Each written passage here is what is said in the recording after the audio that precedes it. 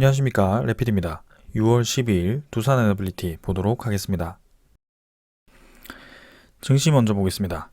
코스피 0.45% 하락했고요. 코스닥은 0.23% 상승했습니다. 오늘 코스피가 좀 조정을 받으면서 외국인 투자자 3,400억 매도로 하락을 하였고요. 기관 투자자는 크게 움직임이 없었습니다. 코스닥 같은 경우는 외국인 투자자가 400억 정도 매수했고요. 기관 투자자도 240억 정도 매도하면서 큰 움직임은 없었습니다.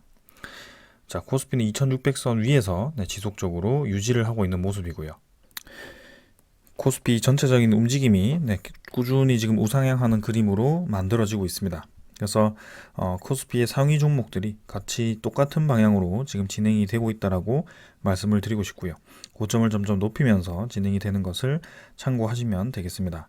61선을 찍고 지금 반등을 하면서 지금 이제 조정을 받을 수 있는 그런 타이밍이기 때문에 일단 이번 주는 조금 더 보수적으로 접근을 하는 것이 좋겠습니다. 그러나 21선과 61선, 121선, 241선 모두 우상향을 하면서 진행이 되고 있기 때문에 올해 하반기에 대한 증시 분위기도 괜찮을 거라고 좀 생각이 됩니다. 그래서 얼마나 빠르게 올라갈지는 모르겠지만 결국에는 천천히 지금 방향을 틀면서 상승 방향으로 진행이 되고 있다는 것을 알고 계시면 되겠습니다. 투자 수급은 3,400억 외국인 투자자가 매도를 했고요. 전날 매수했던 것의 거의 대부분을 또 매도를 했습니다. 6월 9일자로는 이제 코스피 200에 대한 그런 리밸런싱이 있었고요. 거기에 대해서 좀 기관 투자자라든지 외국인 투자자들이 좀 많이 유입을 하는 그런 모습이 나왔습니다. 그러나 오늘 같은 경우는 이제 조금 이탈을 하면서 진행이 되었고요. 외국인 투자자가 연일 이렇게 매수를 하다가 조금씩 이제 이탈을 하는 모습이 나오는데 이 이탈 시점이 지금으로부터 해서 계속 지속이 되는지 그런 것들도 한번 살펴보겠습니다. 코스닥은 조용히 꾸준히 또 올라가고 있습니다. 2차전지 테마 위주로 시가총액 상위 종목 위주로 또 상승을 하고 있고요. N자로 이제 고점까지 얼마 남지 않았나요? 금방 또 이렇게 올라와 주면서 상당히 강한 모습을 보여주고 있습니다. 그래서 예상보다 이제 빠르게 올라가 주면서 21선과 또 갭을 벌리고 있고요. 코스피와 마찬가지로 전체적인 추세 자체가 위로 향하고 있기 때문에 추가적인 상승도 기대가 되는 상황입니다. 월봉은 이미 이제 절반 이상을 지금 다시 회복을 했고요. 1000포인트 이상 또 이제 치고 나갈 수 있을 것으로 보여지지만 시간이 문제가 되겠죠. 그래서 올 하반기에는 어떤 움직임을 보일지도 꾸준히 천천히 지켜보시면 되겠습니다. 외국인 투자자는 지금 코스닥에 조금 유입이 되고 있고요.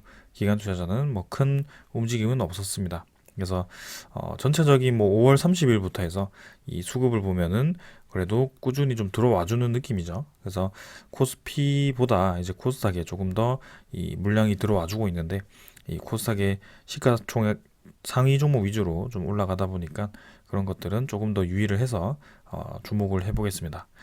자, 오늘 요 정도로 종목 증시 한번 살펴보았고 환율로 넘어가겠습니다. 환율은 6원 정도 하락했고요. 지금 1287원으로 진행이 되었습니다. 그래서 저점을 계속 내리고 있죠. 지금 꾸준히 떨어뜨리면서 최근에 빠르게 지금 환율이 떨어지고 있는 것을 알 수가 있습니다. 그래서 쌍봉을 찍고부터 이 환율이 빠르게 내려가고 있고요.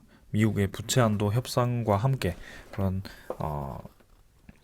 불확실성이 어느 정도 해소가 되다 보니 빠르게 지금 떨어지고 있는 모습입니다. 그래서 추가적인 하락이 나올 수 있는 구간이고요. 충분히 일단 전저점 수준에서 지금 위치를 하고 있지만 추가적인 하락이 나오면서 쭉 밀린다면 1200원 중반 초반까지도 빠르게 떨어질 수도 있다라고 생각이 됩니다. 그래서 환율 일단 꾸준히 떨어지고 있다는 것을 보시면 되겠습니다. 선물 지표 같은 경우는 미국 증시 나스닥은 조금 올라가고 있고 다우는 큰 움직임 없이 모합 수준으로 진행이 되고 있습니다. 유럽 증시도 약하게 좀 올라가고 있는데요. 증시 분위기는 전반적으로 선물 지표는 최근에 큰 하락 상승 없이 진행이 되고 있기 때문에 또 장 마감까지 천천히 한번 봐야 될 것 같습니다. 외환 같은 경우는 방금 보신 대로 하락해서 진행이 되고 있고요. 미국의 국채 금리도 3.7%대에서 지금은 큰 변화 없이 진행이 되고 있습니다. 그래서 환율은 떨어지고 이제 오히려 국채 발행으로 인해서 국채 가격이 떨어지면서 국채 금리가 단기간에 좀 올라가긴 했지만 확실히 이제 그 이상 지금 올라가지는 못하고 있거든요. 그래서 이 3.7%대를 적절하게 유지를 하다가 결국에는 또 장기적으로 떨어지는 방향으로 진행이 될 수 있습니다. 그래서 코로나 이 사태로 인해서 부채 발행도 많이 되었고 그런 금리 인상도 빠르게 금리 인하도 빠르게 되면서 이런 국채 금리가 상당히 빠르게 올라갔는데요. 거기에 대해서 이제 부채 발행을 줄이고 그런 국채에 대한 발행을 줄이기 시작한다면 국채 금리도 떨어지는 방향으로 진행이 될 것입니다. 그래서 시간이 지날수록 채권 금리라든지 외환은 계속해서 내려가는 방향으로 진행될 것입니다. 그 다음에 이제 원자재 같은 경우는 국제유가 WTI유가 68.65달러입니다. 자, 다시 한번 70달러를 깨면서 추가적인 하락을 진행을 했고요. 최근에는 계속해서 70달러 위로 갔다가 떨어졌다가를 반복을 하고 있습니다. 그래서 일단 68달러 수준이 지금 저점으로 판단이 되는데요. 그 이상 떨어지는지도 한번 체크를 해봐야 될 것 같습니다. 그래서 국제유가가 계속 떨어지면서 좀 이 인플레이션 지표가 안정화되는 모습이고요. 아무래도 이제 이 러시아 우크라이나 전쟁으로 이 생산량이 줄어들었다가 최근에 이제 그런 시점이 좀 오래되었고, 서서히 이제 생산량을 늘리는 국가들이 많아지면서 국제 유가가 떨어지기 시작한 것 같습니다. 그래서 연말에는 유가가 더 떨어질 수 있다라고 골드만삭스가 이렇게 예상을 했고요. 사우디가 이제 감산 발표를 했음에도 불구하고 지금 꾸준히 내려갈 것으로 예상을 했습니다. 그래서 올해 세 차례 이제 국제 유가를 하향 조정을 했고요. 지금 WTI는 81달러로 예상을 한다고 되어 있지만 이미 지금은 68달러까지 떨어져 있는 상황입니다. 중간에 이제 다시 반등을 할 수도 있겠지만 전반적으로는 내려가는 방향으로 지금 증권사들이 예측을 하고 있다라고 보시면 되겠습니다. 그래서 러시아라든지 뭐 베네수엘라라든지 뭐 이란이라든지 이런 쪽에서 이제 국제유가 생산량을 늘리면서 이 가격이 떨어지고 있는 상황이고요. 사우디 입장에서는 이제 혼자 좀 감산을 하면서 국제유가를 방어를 하려고 하지만 오히려 이제 이런 상황이 되면은 감산을 한 쪽에서 손해를 볼 수 있는 그런 상황이 생기는 겁니다. 그래서 딜레마에 빠질 수 있기 때문에 이 사우디에 대한 이 국제유가 움직임도 한번 주시를 해봐야 될 것 같습니다. 자, 그래서 전반적인 이 지표들이 조금씩 안정화되고 있는 상황인데요. 그렇다고 저 국제유가가 만약 이제 계속 떨어지기만 하면 또 이제 손해를 보는 상황이 생길 수 있습니다. 그렇기 때문에 적절한 수준을 유지하는 것이 중요한데요. 일단 흐름은 계속해서 주목을 해보겠습니다. 자, 오늘 이 정도로 살펴보았고 종목으로 넘어가도록 하겠습니다. 두산 에너빌리티 보겠습니다. 530원 하락해서 18,440원으로 마무리되었고요. 2.79% 하락해서 마무리되었습니다. 자, 오늘 이제 연속 상승을 끝내고 이제 하락을 진행을 했고요. 3% 가까이 하락을 하면서 최근 대비해서는 좀 이제 많이 하락을 했습니다. 시작부터 이제 좀 눌리면서 진행이 되었고요. 장 중간에는 18,000원까지도 좀 위협을 했지만 마지막에 이제 반등을 좀 하면서 적절하게 마무리를 한 것 같네요. 일별 거래량 보기 전에 이제 시간의 거래량은 어제와 유사했고요. 월요일이죠.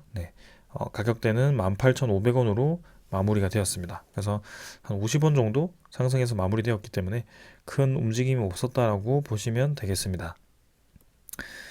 자, 거래량은 전날 월요일 대비해서는 줄었습니다. 1380만 주까지 감소를 했고요. 그렇다고 해서 절반 이상 거래량이 줄어들지는 않았네요. 그래서 아직까지 적절한 거래량을 유지하고 있지만 이전에 이제 거래량을 터뜨렸던 그 시점과 유사한 패턴으로 좀 진행이 되고 있긴 합니다. 그래서 4월달 옵션 만기 때도 마지막에 이제 올리고 좀 이제 3% 가까이 하락을 시키면서 진행이 되었었고요. 그 다음에 3월달에 옵션 만기도 마찬가지 2,500만 주 거래 터트리고 1,000만 주 가까이 거래하면서 한 1%, 2% 이런 식으로 좀 하락을 시키면서 진행이 되었습니다. 그래서 일단은 좀 유사한 패턴으로 다시 한번 그림이 좀 그려지고 있다는 것을 말씀을 드리고 싶고요. 실제 6월달에 옵션 만기일은 6월 8일이었습니다. 그래서 요때 이제 상승이 끝나고 좀 이제 쉬어갈 줄 알았는데요. 6월 9일도 사실 옵션 만기 다음 그 코스피 200, 네, 코스피 200에 대한 재편성이 이루어졌던 날입니다. 그래서 MSCI 리밸런싱이 5월 31일이었다면 코스피 200에 대한 재편성은 6월 9일에 네, 그 추종 지표가 바뀌었습니다. 그래서 거기에 맞게 외국인 투자자라든지 기관 투자자들이 관련 종목들을 많이 매수를 하는 것을 볼 수 있었고요. 특히 두산 에너빌리티 같은 경우는 비중이 증가한 것으로 보여집니다. 그래서 코스피 내에서 비중이 증가했기 때문에 이렇게 많이 상승을 하면서 마무리가 되었고요. 그 과정에서 네, 공매도를 많이 늘렸다가 그 공매도를 이제 상환을 시키면서 약하게 아주 빠르게 상환을 시키면서 이 주가를 올리는 그런 흐름이 나왔습니다. 그래서 그 이제 리밸런싱이 끝나고 나니 오늘 이제 첫 장이 열렸고 거기에 대해서 일부분 하락을 하면서 진행이 되었습니다. 자, 그래서 다시 한번 19,000원 부근에서 또 이제 저항을 맞았고요.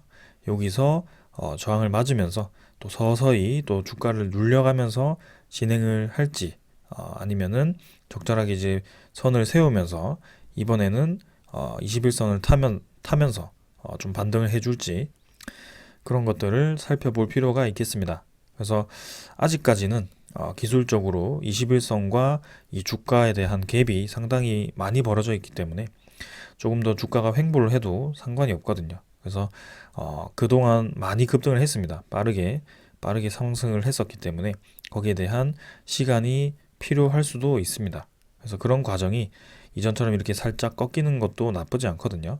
이제는 이제 이때 웨스팅하우스에 대한 뭐 소송 불발, 그렇죠. 소송이 이 격화되어서 원전 수출에 대한 문제가 생겼다라는 그런 기사와 함께 이렇게 빠르게 떨어지기도 했는데요. 이제는 그런 소스가 없죠.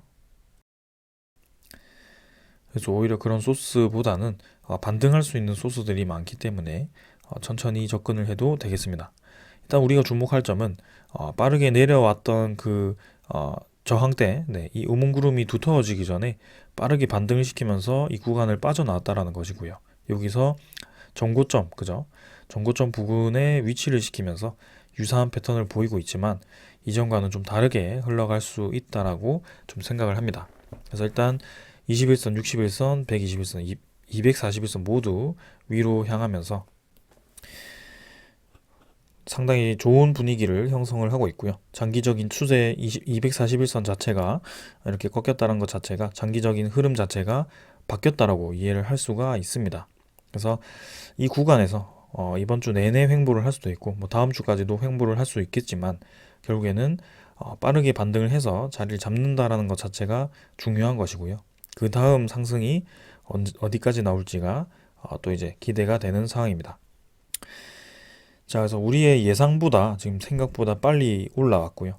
그 예상처럼 이전에도 빠르게 올라갔던 이 구간이 상당히 많습니다. 그렇기 때문에 지금 뭐 가격대가 중요한 것이 아니고요. 그런 수급이 유지가 되면서 이런 거래량이 유지가 되면서 빠르게 또 한번 치고 나가는 그런 양봉이 나와주는지가 중요합니다. 그래서 그런 것들을 살피면서 지켜보면 될 것 같고요. 이런 기업성에 대한 기업 성장성에 대해서 계속 분석을 하면서 천천히 지켜보면 되겠습니다. 당연히 이제 이런 구간들은 좋은 기회가 될 수 있습니다. 충분히 좋은 기회가 되어 왔고요.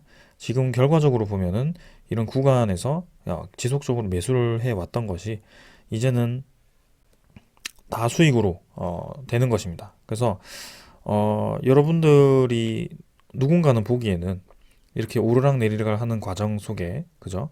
고점을 찍고 저점을 찍고를 반복하는 과정 속에 결국에는 똑같은 지점으로 온 것이 아닌가라고 생각을 하시는 분들도 계시겠지만 장기적인 투자 관점에서 본다면 매수 구간이 지금 4번이나 있었다라는 겁니다. 근데 보통 사람들이 일반적인 개인 투자자라면 뭐 예를 들어 만주를 사더라도 네, 두산 에너빌리티 만주를 사더라도 한 번에 만주를 살 수가 없습니다. 그래서 적절하게 계속 꾸준히 이런 구간을 분할해서 매수를 할 수밖에 없고요. 실제로 내가 언제 딱 올라가겠다라고 예측을 해서 그 만주를 모두 요때 베팅을 하고 짧게 뭐 치고 나가는 것도 한 방법일 수 있겠죠. 근데 그런 방법에 대한 성공도 있을 수 있지만 실패도 있을 수 있기 때문에 상당히 리스크가 크다라는 점을 강조를 드리고 싶고요. 특히 이런 코스피 30위 안에 들어가는 종목들은 그렇게 단타를 치기보다는 이렇게 증시의 분위기 따라서 꾸준히 올라가주는 그런 추세를 따라서 투자를 하는 것이 오히려 더 큰 돈을 벌 수 있다는 것을 이해를 하시면 되겠습니다. 그래서 이제는 코스피에 대한 추세도 전환이 되었고 이런 종목들도 하나 둘씩 올라가고 있습니다. 그렇기 때문에 천천히 매수 기회를 봐가면서 꾸준히 매집을 하면서 그 때를 기다리면 될 것 같고요. 그때가 이제 2만 원부터 첫 번째로 넘어서 이때 이제 블록딜을 하기 전에 그 고점을 회복하는 것이 우선일 것 같습니다. 자, 그래서 이번 주의 흐름, 그죠? 내일부터 어떤 흐름을 가지는지 한번 살펴보도록 하고요.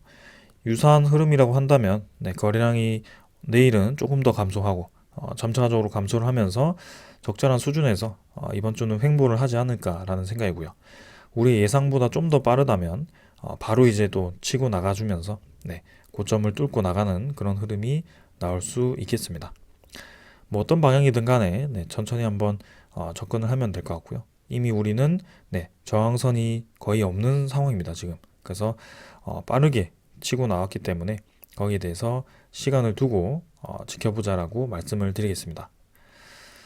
자, 그 다음은 월봉이고요. 월봉은 뭐 당연히 어제 뭐 월요일과 유사합니다. 그래서 금요일이죠. 그래서 금요일도 치고 나가서 마무리되었고요. 20월봉선 계속 위로 지금 유지를 하고 있습니다. 사실 뭐 거의 9일이죠. 9거래일 연속 8거래일이네요. 8거래일 연속 상승을 했었기 때문에 오늘 하루에 대한 이런 하락 정도는 가볍게 보시면 되겠습니다. 자, 근데 특이한 점이 있습니다. 자, 6월 9일까지 뭐 코스피 리밸런싱, 뭐 MSCI 리밸런싱 이렇게 해서 외국인 투자자가 꾸준히 매집을 하고, 그죠? 기관 투자자도 공격적으로 매집을 하고, 뭐 그걸 이해했습니다. 근데 이제 그 다음 날인, 그죠? 그런 리밸런싱이 끝난 그 다음 주 오늘도 이렇게 기관 투자자와 외국인 투자자가 양매수를 진행했다라고 보여지고요. 특히 주가는 생각보다 좀 조정을 받았음에도 불구하고 기관 투자자, 외국인 투자자는 반대로 매수를 좀 많이 진행한 것을 볼 수가 있었습니다. 자, 기관 투자자 중에서는 금융투자가 38,000주, 보험 13,000주, 투신이 14,000주, 그 다음에 금융 4만주, 연기금 투자자가 24만 7천주 매수하면서 모든 기관 투자자가 매수로 접근을 했습니다. 금융 투자도 최근에 뭐 매수로 계속 진행하고 있고요. 보험, 투신, 계속 매수하고 있습니다. 특히 투신은 웨스팅하우스에 대한 그런 악재와 함께 물량을 많이 쏟아냈던 투자자였는데요. 지금 이 리밸런싱과 함께 물량을 다 매집하고 나서 그 다음 이 날에도 이렇게 매수를 진행하면서 이 분위기를 계속 이어가는지 그런 것들도 살펴보겠습니다. 그리고 연기금 투자자도 최근에 연일 매수를 하고 있지는 않지만 중간중간 이렇게 20만 주 이상 매수를 또 해주면서 꾸준히 물량을 또 늘려가고 있습니다. 그래서 6.5%대의 그 두산에너빌리티 지분을 확보를 해놓은 상황에서도 추가적인 이렇게 매수가 들어와 준다라는 것은 상당히 저는 긍정적으로 보고 있고요. 이전에 뭐 잠깐 이렇게 웨스팅하우스 소식과 함께 좀 이탈을 했던 구간이 있기 때문에 아마 6.5% 거의 유지하고 있지 않을까라는 생각입니다. 그래서 기관 투자자를 비롯해서 외국인 투자자 지금 둘 다 공격적인 매수를 지속적으로 진행하고 있고요. 외국인 투자자는 70만 주를 또 매수하면서 이렇게 또 공격적인 매수를 이어갔습니다. 지분율을 보시면 외국인 투자자는 이미 그 웨스팅하우스 소식이 나오기 전에 그 물량 이상을 매집을 해놓았고요. 기관 투자자는 거의 동일한 수준까지 매수를 진행했습니다. 그래서 지금 기관 투자자, 외국인 투자자가 다시 물량을 다 확보를 해놓은 상황이고요. 이 결론적으로 말씀드리면 이 하락 구간 그리고 횡보하는 구간 내에서 외국인 투자자와 기관 투자자는 꾸준히 매수를 했다는 겁니다. 이때는 이제 기관 투자자 좀 팔긴 했는데 결국에는 꾸준히 지금 상승세를 유지를 하고 있습니다. 외국인 투자자는 아주 오래 전부터 진행을 했고요. 기관 투자자는 이 폴란드 원전에 대한 소식과 함께 그때부터 매수를 시작했네요. 그래서 개인 투자자를 제외한 나머지 투자자들은 꾸준히 물량을 확보를 해 나가고 있더라. 이렇게 이해를 하시면 되겠습니다. 말 나온 김에 실제로 이제 누적 집계를 보시면요. 이번 한 달만 하더라도 외국인 투자자와 기관 투자자가 합쳐서 1,500만 주를 매집을 했습니다. 그리고 작년 이제 10월부터 해서 그죠? 10월 31일부터 해서 그 물량을 한번 보시면 외국인 투자자가 2,400만 주를 매수했고요. 기관 투자자가 820만 주를 매수했습니다. 합쳐서 거의 3,200만 주를 매수를 한 상황이고요. 투시는 250만 주, 그 다음에 기금은 850만 주를 매수하면서 상당히 많은 물량을 매수한 것을 알 수가 있습니다. 개인 투자자만 지금 엄청나게 많이 매도를 한 거죠. 죄송합니다. 지금 기간이 잘못되었네요. 22년 10월 31일부터 봐야 되는데요. 네, 다시 한번 살펴보겠습니다. 자, 외국인 투자자가 1,400만 주, 기관 투자자가 1,100만 주 매수하면서 결국 2,500만 주를 지금 매수를 해놓은 거고요. 네, 투신이 220만 주, 그 다음에 기금이 1,000만 주를 매수하면서 상당히 많은 물량을 매수했고 개인 투자자가 이 기간 동안 2,600만 주를 매도를 했습니다. 두산 에너빌리티가 6억 4천만 주이기 때문에 1%에 해당하는 물량이 640만 주죠. 근데 그에 대한 4배 정도의 물량을 지금 이렇게 개인이 매도했다는 것은 작년 10월부터 작년 11월부터 해서 올해 6월까지 약 7개월 동안 4%에 대한 그죠? 전체 물량의 4%에 대한 물량을 뱉어냈고 그 반대하는 세력들이 그 물량을 받아 놓았다는 겁니다. 그래서 그 횡보하는 구간에서 4%에 대한 물량을 지금 확보를 해놓은 상황이고요. 그 평균 단가는 당연히 뭐 요 중간 수준이 되겠죠. 17,400원 정도가 되지 않을까라는 저의 생각이고요. 거래량이 요때 집중이 되었기 때문에 아무래도 평균 단가는 17,000원 수준, 요 수준에서 형성이 되어 있을 것 같습니다. 자, 그렇기 때문에 왜 그렇게 많은 물량을 그렇게 매수를 했을까에 대해서도 우리가 생각할 수 있고요. 뭐 일단 명분은 있죠. MSCI에서 코스피 자체에서 그죠? 양쪽 둘 다 지금 두산 에너빌리티에 대한 비중이 증가를 했습니다. 그렇기 때문에 외국인 투자자가 공격적으로 물량을 매집을 했고요. 그 다음에 연기금 투자자도 일찌감치 매집을 하고 있었습니다. 그래서 지금 앞으로도 이런 상승 추세가 꾸준히 저는 이어질 것으로 예상이 되고요. 천천히 한번 지켜보면 결국에는 지금보다 훨씬 높은 주가에 위치해 있을 것으로 확신을 하고 있습니다. 자, 그 다음은 공매도 잔고고요. 공매도 잔고는 예상대로죠. 890만 주로 잔고가 떨어지면서 또 150만 주 가량, 그죠? 150만 주 가량이 떨어졌습니다. 사실 6월 9일에도 대량 매수를 했고요. 500만 주 가량 매수했고 오늘도 대량 매수를 했죠. 70만 주 정도. 그래서 계속해서 공매도 잔고가 줄어들 것으로 예상이 됩니다. 그래서 벌써 이제 1330만 주, 1360만 주까지 5월 17일에 올라갔던 그 공매도 잔고가 꾸준히 감소를 해서 지금 890만 주까지 감소를 했는데요. 지금 그 이상 대량으로 매수가 들어왔기 때문에 공매도 잔고가 거의 C가 마를 것으로 예상이 됩니다. 이대로라면 한 400만 주 이하, 그죠? 300만 주 때까지 떨어질 수도 있지 않을까라는 생각인데요. 조금 있다가 데이터, 그죠? 내일 모레 이렇게 데이터를 한번 살펴보면 결과가 나올 것 같습니다. 그래서 그 물량을 다 외국인 투자자가 쓸어 모아갔고요. 거기에 대해서도 지속적으로 여러분들께 모간서울, JP모간, 신한증권에 대해서 얘기를 드렸습니다. 그래서 결국에 오늘도 모간서울이 이렇게 공격적인 매수를 진행해 주었습니다. 무려 145만 주를 매수를 해 주었고요. 마지막에 지금 15시 15분으로 나와 있지만 뭐 그 전부터 조금 공격적으로 매수를 한 것 같습니다. 그래서 호가창에 뜨지 않다가 이렇게 마지막에 떴다라는 것은 마지막 시간대에 집중 매수를 했다라고 볼 수가 있고요. 빠르게 물량을 매수를 한 것으로 보여집니다. 그래서 모간서울이 또 이렇게 145만 주를 매수했고요. 전날도 보시면 JP모간이 278만 주, 모간서울이 124만 주를 매수하면서 또 이렇게 이 두 투자자가 줄을 이루면서 매수를 진행했습니다. 그래서 최근 20일 동안의 평균을 보시면 JP모간, 모간서울 이 또 이렇게 톱을 달리고 있고요. 합쳐서 500만 주 이상을 매수를 했는데 오늘도 이 모간서울이 매수를 해주면서 상당히 많은 물량을 걷어갔다라고 보시면 되겠습니다. 자, 그래서 이런 추세가 이번 주에도 지속이 될지 아니면은 오늘까지 하고 마무리가 될지 모르겠지만 일단 리밸런싱이 끝나고 나서도 지금 지속적인 매수가 들어오고 있다는 것이 중요한 것 같고요. 여기서 이제 내일 또 이제 매도로 전환해서 차익 실현 물량을 내뱉을 수도 있습니다. 그러나 그렇지 않고 계속해서 이렇게 매수 포지션에서 이런 외국인 투자자가 매수를 이어간다면 두산에너빌리티는 좀 생각보다 쉽게 올라갈 수 있을 것으로 기대가 됩니다. 네, 그래서 조금 더 내일 시장 한번 살펴보면 될 것 같고요.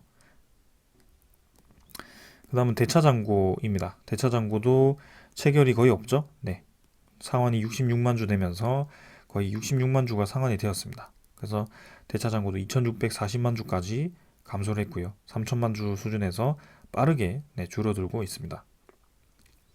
그래서 내일도 그렇고 내일 모레도 그렇고 지속적으로 대차장고도 감소할 것으로 보여지고요. 공매도 잔고와 함께 대차장고도 빠르게 줄어들고 있는 모습입니다. 외국인 추정 물량은 68만 주에서 54만 주로 좀 감소했습니다. 한 14만 주 정도 줄어들긴 했지만 전일 530만 주를 매수했음에도 불구하고 54만 주를 또 추가로 매수를 했고요. 지금 보유율 자체는 13.81%입니다. 보유 수량으로나 보유 퍼센트로나 지금 제가 두산에너빌리티를 약 3년 동안 리뷰를 하면서 가장 많은 보유율이 아닐까라는 생각이고요. 외국인 투자자가 지금 두산에너빌리티에 대한 비중을 지속적으로 늘리고 있다는 것을 느낄 수가 있습니다. 그래서 앞으로에 대한 산업에 대해서 긍정적으로 판단을 하는 것 같고요. 두산에너빌리티에 대해서 비중을 늘리는 그런 지표들이 하나 둘씩 나오기 때문에 이런 추종하는 자금들이 유입이 되는 것 같습니다.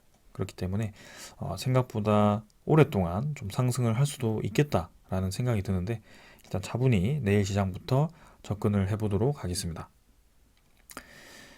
자, 그래서 기술적인 부분은 이 정도로 이제 다 말씀을 드렸고요.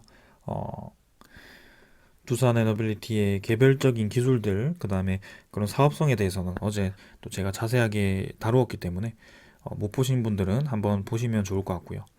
지금부터는 또 이제 제가 준비한 소식들 전해드리도록 하겠습니다. 자, 오늘 소식은 신한울 3, 4호기가 이제 부지 평탄화 공사를 한다라고 합니다. 그래서 무려 19개월이나 앞당겨져서 지금 공사가 시작될 것으로 보여지고요. 실시 계획이 이제 승인이 되었죠. 그래서 이미 두산에너빌리티는 주기기 수주를 했고요. 거기에 대해서 주기기를 생산을 하고 있습니다. 네, 공정에 들어갔고 빠르면 이제 내년에 신한울 3, 4호기가 착공이 될 것이기 때문에 거기에 대해서 주목을 하고 있는 상황입니다. 자, 그래서 이제 마지막에 원자력 안전법상의 건설 허가를 받기만 하면 내년 상반기에 이제 허가가 나면 원자로 시설이 착공이 되는 그런 상황이고요. 이미 두산에너빌리티는 제작에 들어갔고 이제 신한울 3, 4호기에 대한 그런 시설물들을 건설하는 시공사를 결정할 것으로 보여집니다. 뭐 대우건설이나 이제 현대건설이 유력한데요. 그 중에 일부분을 또 두산에너빌리티가 수주를 할 수도 있기 때문에 일단 염두만 해두자라는 것입니다. 그래서 크게 많이 수주는 하지 않을 것 같고요. 두산에너빌리티가 이미 2조 9천억에 대한 그런 시설을 수주를 했기 때문에 거기에 대해서는 다른 기업들에게도 기회를 줄 것으로 좀 보여집니다. 네, 그래서 일단은 신한울 3, 4호기는 이렇게 잘 진행이 되고 있다라고 이해를 하시면 될 것 같고요. 국내에 대한 뭐 추가적인 대형 원전 건설 계획은 아직까지는 없습니다. 근데 이제는 수명 연장에 대해서 검토를 할 수 있기 때문에 그런 것들을 주목해 볼 필요가 있고요. 수명 연장을 하게 되었을 때는 내부 이제 원자로 부품들을 교체를 할 수 있기 때문에 두산에너빌리티 제가 어제 많은 부분을 말씀드렸는데 그런 주기기에 대한 영향을 중심으로 해서 충분히 그런 사업들을 따낼 수 있을 것으로 기대가 됩니다. 자, 그 다음은 네,